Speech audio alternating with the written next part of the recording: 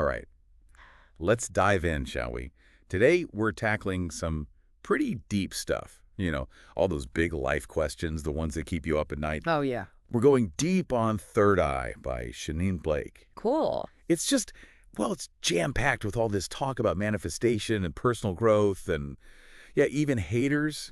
But the thing that really hooks me is this whole third eye business. Right. Like, what even is that? Right. But luckily, well, we've got our expert here Happy to be here. to, kind of decode it all. Yeah, sounds fun. Right? It's like third eye is kind of like, I don't know, like a treasure map or something to like inner wisdom or something. Intriguing. Yeah. And the journey starts right away, like from the very first line. I've been busy manifesting, ascending to my highest, so parallel shift dimensions, nothing but good intentions. Gets me every time. It's powerful stuff, for sure. So, like, what's your take on that whole, I don't know, that combo? The manifestation thing, ascending, and then shifting dimensions. I think Shanin's actually giving us a recipe here. Like, she's not just, throwing these concepts out there. She's like, okay, step 1, get your intentions straight. Nothing but good intentions. Step 2, raise your vibes. That's the ascending to my highest part. And then step 3, boom, reality shift, the parallel shift dimensions. Wow. It's almost like, the law of attraction in action. You get your energy aligned with what you actually want, and then Oh, I see. your reality changes. So we're not like just along for the ride. Yep. We're like co-creating. Exactly. Love that. And it makes you wonder, what does shifting dimensions really even mean? Like, are we talking about jumping into a parallel universe? Or is it, I don't know, is it more about changing our internal reality and then that, ripples out and changes things around us? Wow.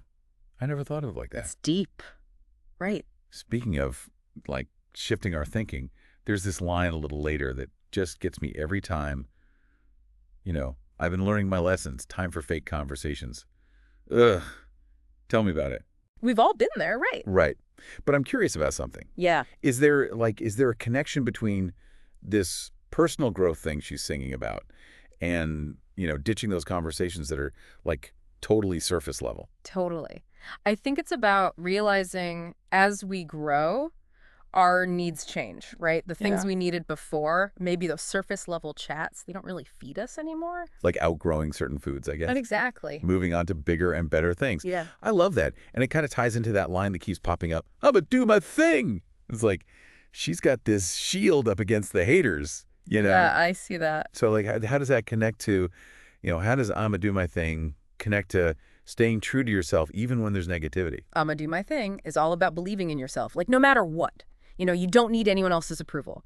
And she doesn't just say it once. She keeps coming back to it. I'm busy counting my blessings. My shit's popping. Stay present. I'm relevant. She's building this wall of positivity, like, around her goals. Yeah, I get it. Okay, so we've got manifestation, we've got shedding, like shedding what's not working anymore, and then this fierce self-belief.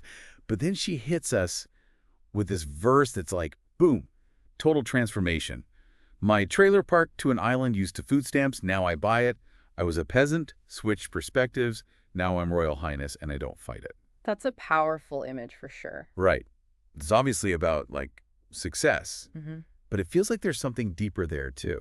It's like she's describing this complete metamorphosis inside and out. And that line, switched perspectives, that's the key. It's like she totally shifted how she sees herself. Yeah. From feeling like a peasant to owning her power, like Royal Highness. It's like a reminder that, what's going on inside of us, it shows up in our lives. So true. And this whole idea of stepping into your power, it seems really connected to the third eye thing, Can you, like, give us a quick rundown on what that even means?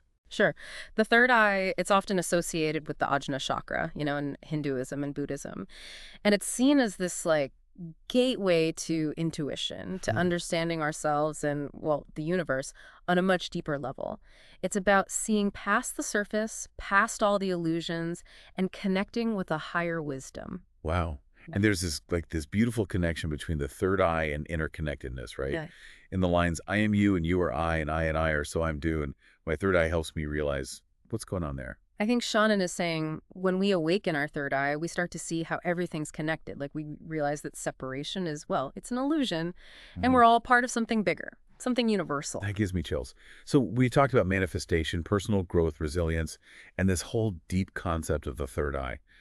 I don't know about you, but I'm feeling pretty inspired to like tap into my intuition and create a reality that, that feels aligned with my best self. And that brings up a question for our listeners, how can you tap into your own third eye? That inner wisdom you have, how can you use it to handle challenges and stay true to yourself? What kind of shifts in perspective would help you, I don't know, unlock your full potential?